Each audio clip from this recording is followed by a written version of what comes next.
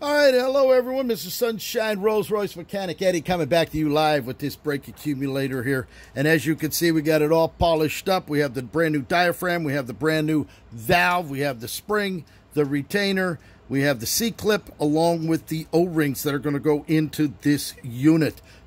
We have the ring, polished it all up. So now what we're going to do is we're going to go ahead and put this back together. Well, first off, we also have the cover that goes on there, which we're going to be showing you that shortly too. All right, so what we're going to do right now is we're going to turn this around, and as you can see, this is the charging port. This is where you're going to put the 1,100 pounds of nitrogen in there. So what we need to do is we have to put our valve in there. We took the old one out. The old one was used with an old piece of, they used a round ball. Well, what we're going to be using is their brand new style. This has the O-ring here.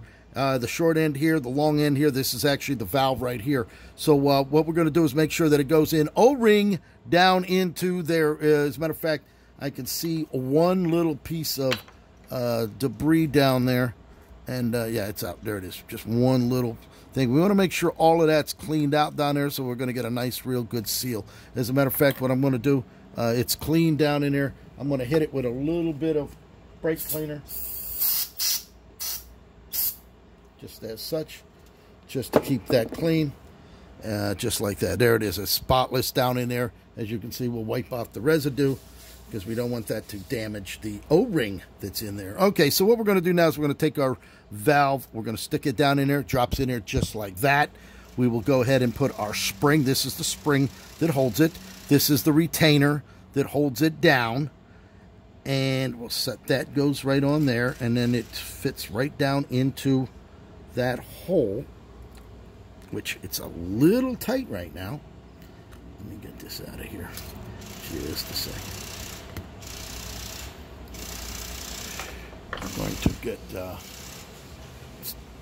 me set this aside. We're going to take a look at this one here. This one was actually the one that fit in it. That one seems to be slightly larger. Let me see if this one will fit in. Yeah, that fits in there beautifully. And all that does is just hold the spring down in there. So what we're going to do now is we're going to use our, we're going to put our snap ring in there. And to use that, we're going to use our specialty tool. This is a specialty. This has the very small ends on it, just you can see there like that. And what we'll do is we will go ahead and put that on. We will put that on as such, and we have to hold it down so it doesn't fly out because it's spring loaded, and we will just set that right down in there as such. Almost.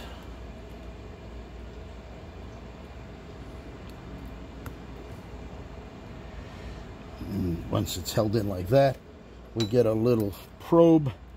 Oh, we had it in there. Push it down in there just like that. We'll push the end in as such and releasing it, and that will set it into position.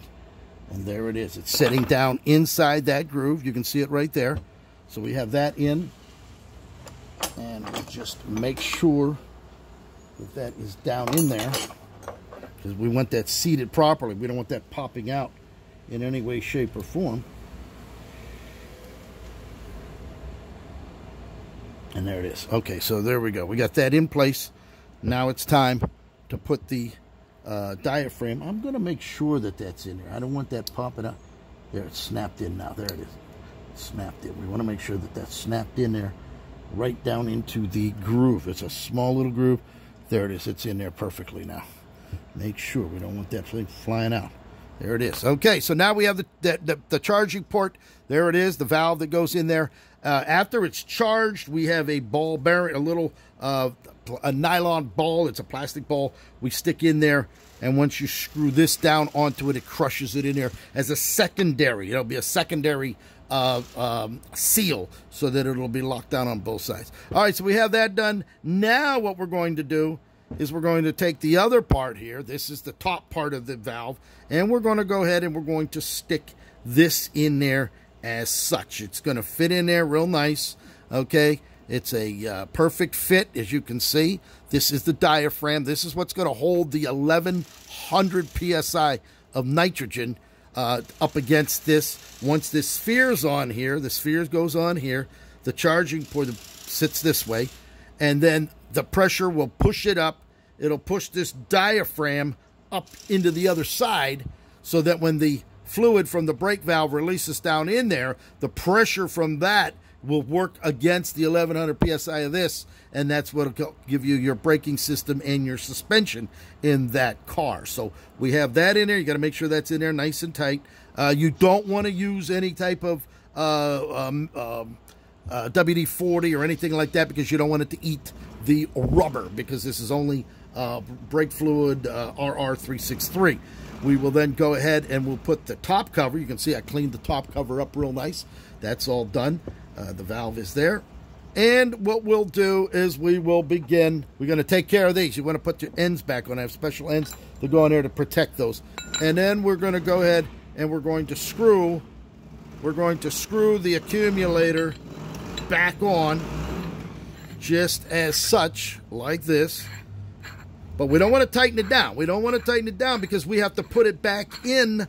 We have to put it back into our fixture and then have this straightened out so that when we go to put it together, this is going to be lined up for when you want to take it apart again. So whoever did it before didn't do that, so we actually had to do it without that bracket. So we're going to make sure that that bracket goes together when we're ready to put this all back together. So we're going to leave this loose right now. We're not going to pump it with pressure with the 1100 psi of nitrogen right now.